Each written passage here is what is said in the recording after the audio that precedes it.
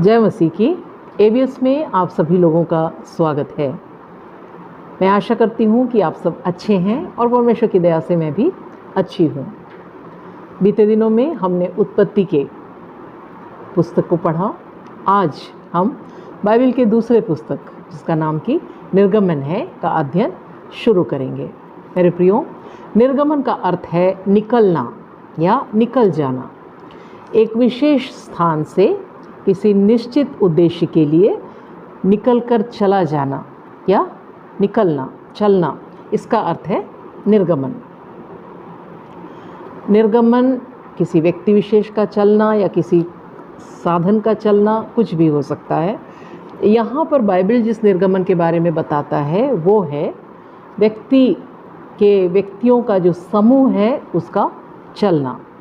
मेरे प्रियो, इस्राएली लोग मिस्र से कनान के लिए जो चलते हैं, जो निकलते हैं, उसका वर्णन है इस निर्गमन की पुस्तक में। इस पुस्तक में 40 अध्याय पाए जाते हैं और इस पुस्तक का लिखने वाला नबी मूसा है, जिसने कि उत्पत्ति को भी लिखा है। मेरे प्रियो, हमने पिछले दिनों में पढ़ा कि परमेश्वर ने अब्राहम को बुलाया और उससे वायदा किया कि उसे वो कनान देश देगा। अब्राहम के बाद अब्राहम के 2 बेटे हुए, इस्माइल और इसहाक। लेकिन परमेश्वर ने उस वायदे को इसहाक के साथ दोहराया और इसहाक के भी 2 बेटे हुए, याकूब और एसाव। लेकिन याकूब के साथ परमेश्वर ने उस वायदे को दोहराया और याकूब के 12 बेटे हुए। उन 12 बेटों को इस्राएली कहा जाता है। याकूब का नाम परमेश्वर ने याकूब से हटाकर इस्राएल कहा और याकूब के बेटों को इस्राएली कहा, और यही इस्राएली लोग हैं जो कि मिस्र देश में आए। तो यहाँ तक हम बीते दिनों में पढ़ चुके हैं। तो आइए अब हम निर्गमन के अध्याय का अध्ययन शुरू करते हैं। पहला अध्याय, पहला वचन। इस्राएल के पुत्रों के नाम जो अपने अपने घराने को लेकर याकूब के साथ मिस्र देश में आए, ये हैं रूबेन, शिमोन, लेवी, यहूदा, इस्साकार, जबूलून, बिन्यामीन, दान, नप्ताली, गाद और आशेर। मेरे प्रियो, यूसुफ को उसके भाइयों ने मिस्रियों के हाथ बेच डाला। अर्थात यूसुफ पहले से ही मिस्र देश को पहुंच गया। जब अकाल पड़ा तब यूसुफ का पिता याकूब और उसके 11 भाई और उनके जितने भी रिलेटिव्स थे, कुल मिलाकर 70 व्यक्ति थे, ये सभी लोग मिस्र में पहुंच गए अकाल के कारण। और राजा फिरौन था, वो यूसुफ से कहता है कि उन्हें एक उपजाऊ या सबसे अच्छी भूमि में उन्हें जाकर बसाए। तो गोशेन नामक जगह में यूसुफ उन्हें बसा देता है, जो कि 70 की संख्या में रहते हैं। तो 400 साल तक तो वे लोग वहाँ पे रहते हैं। तब तक यूसुफ और उनके भाई, इन लोगों की तो मृत्यु हो जाती है, लेकिन उनके जो जनरेशन है, उनका जो वंश है, वो वहाँ पे रहता है। और ये लोग इतने ज़्यादा बढ़ जाते हैं नंबर में, जैसा कि हमने उत्पत्ति में कहा कि परमेश्वर ने उनसे कहा है, मनुष्य से कहा कि तुम फलो फूलो और पृथ्वी में भर जाओ। तो ये जो आशीष थी वो इनके जीवन में आई, और जो ये इस्राएली लोग थे वो बहुत ज़्यादा बढ़ गए संख्या में, और परमेश्वर ने उन्हें बहुतायत से आशीष दी। और इनके आशीषों को देखकर जो वहाँ के निजी लोग थे, इस्राएली लोग थे, वे घबरा गए, डर गए कि कहीं ऐसा ना हो कि वो हमारे विरोधी हो जाएं या हमारे विरोधियों के साथ मिलकर हमारे खिलाफ हो जाएं।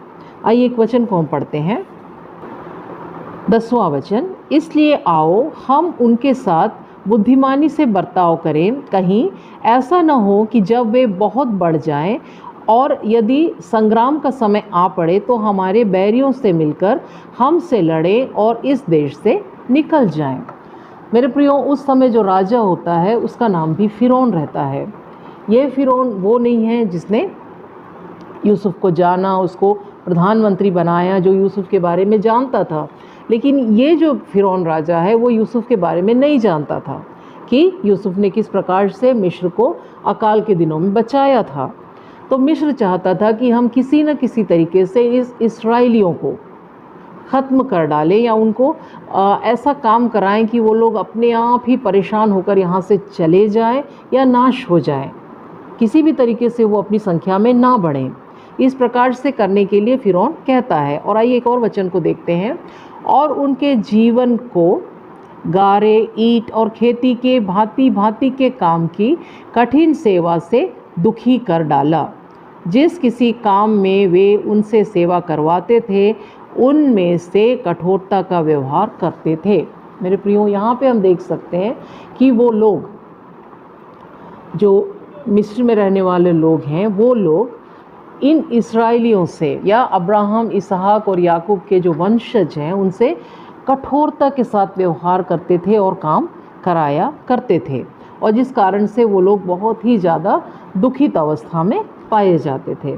और मेरे प्रियो, वहाँ का जो राजा है फ़िरौन, उसने एक ऐसा आदेश दिया कि जब एक माँ अपने बच्चे को जन्म देती है तो उस समय इस्राएलियों में यदि वो लड़का है तो उसे मार डाला जाए और नील नदी में फेंक दिया जाए, और यदि वो लड़की है तो उसे ना मारा जाए बल्कि उसे बढ़ने दिया जाए, ताकि ये लोग उस लड़की के बढ़ने के बाद उसे दासी बनाकर रख पाएँ।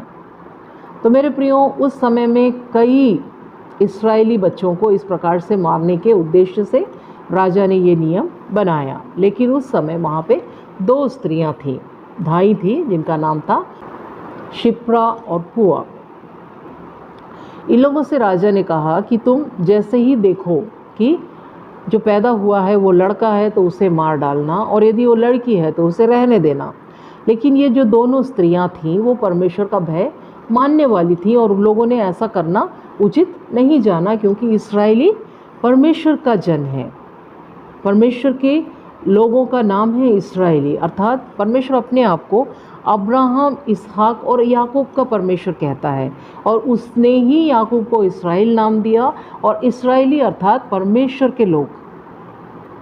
तो उन लोगों को मारने से ये 2 स्त्रियां विमुख हो जाती हैं और कहती हैं, इस प्रकार से राजा से कहती हैं कि देखिए, जो स्त्रियां हैं इस्राएलियों की वो इतनी ज़्यादा ताकतवर हैं, फुर्तीली हैं कि हम लोगों के पहुंचने के पहले ही उनका प्रसव कंप्लीट हो जाता है, इसलिए हम बच्चे को नहीं मार पाते हैं। तो चूंकि उन्होंने इस्राएलियों की सहायता की, उन्हें मरने से बचाया, इसलिए परमेश्वर ने उन दोनों को बहुतायत से आशीष दी। आइए एक वचन को हम पढ़ते हैं।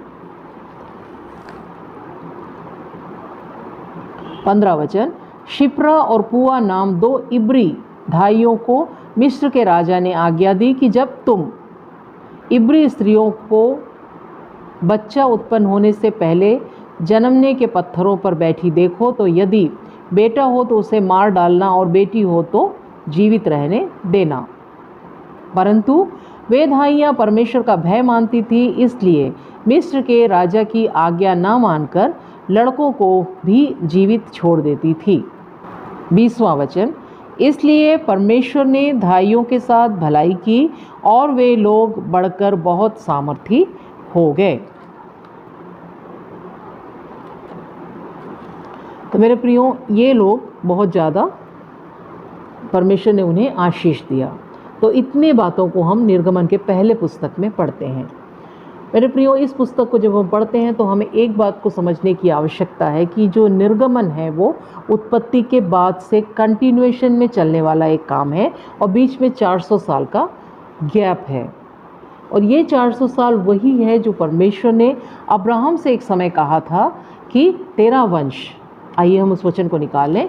15 अध्याय, उत्पत्ति का 15 अध्याय और उसका 13 वचन।